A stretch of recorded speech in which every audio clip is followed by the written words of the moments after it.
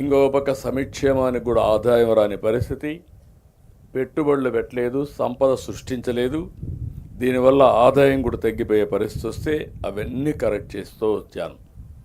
మీకు అందరికీ ఒక మాట చెప్పాను, ఎన్ని కష్టాలున్నా సంక్షేమం, అభివృద్ధి, సుపరిపాలన ద్వారా మీకు న్యాయం చేస్తానని చెప్పి దానికి కట్టుబడి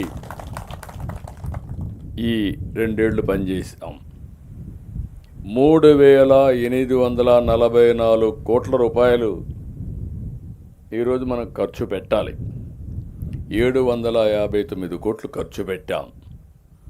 ఇంకొక పక్కన మీరు ఒకసారి చూస్తే ఫేజ్ 1 1938 కోట్లు అవుతుంది, ఫేజ్ 2 1906 కోట్లు అవుతుంది. ఈరోజు నేను వచ్చింది కూడా ఇప్పుడు రెండోసారి వచ్చాను.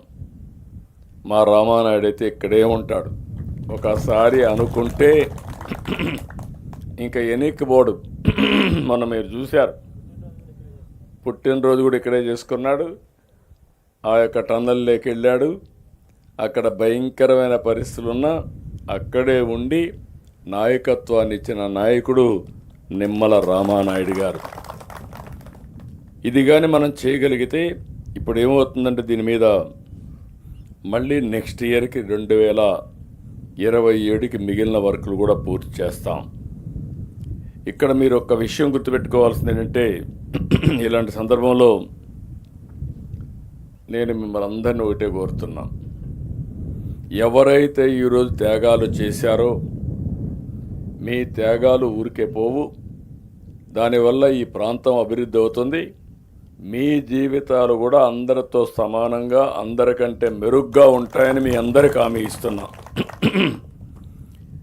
అందుకని ఈరోజు మాత్రం 2,351 మంది నిర్వాసితుల కుటుంబాలకు 300 కోట్ల రూపాయలు జమ చేస్తున్నాం.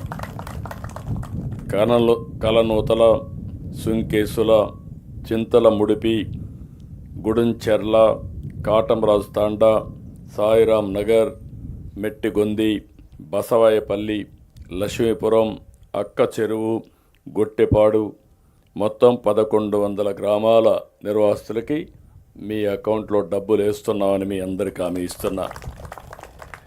అదే మరిగా మీ అందరికి చూస్తే ఇక్కడి నుంచి వెళ్ళే వాళ్ళందరికీ ఇడుపూరు 1, ఇడుపూరు 2, గోగుల దిన్నె, తొక్కపల్లి, దేవరాజుగట్టు, ఒండుట్ల, వేములకోట్ల పునరావాసం కల్పిస్తున్నాం.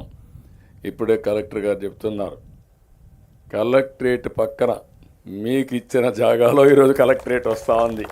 మీరు అవి ఒక కాలనీ అంటే ఇది అరుదైన అనుభవం. మీరెవరు కూడా ఊహించుండరు. ఓసారి కలెక్టరేట్ వస్తుందని, జిల్లా కేంద్రం అవుతుందని మీరు ఊహించలేదు. మీకు అన్యాయం జరిగింది.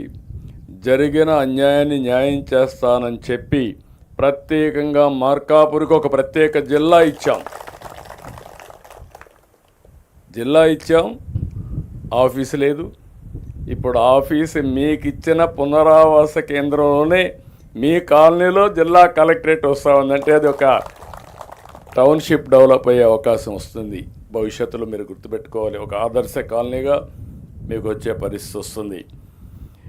ఇంకొక పక్కన ఇప్పటికే ఇడుపూరులో 1లో కానీ, ఇడుపూరులో 2లో కానీ గోగుల దిన్నె, తొక్కపల్లి రోడ్లు, డ్రైనేజ్, డ్రింకింగ్ వాటర్, విద్యుత్ అన్నీ కూడా పూర్తి చేశాం.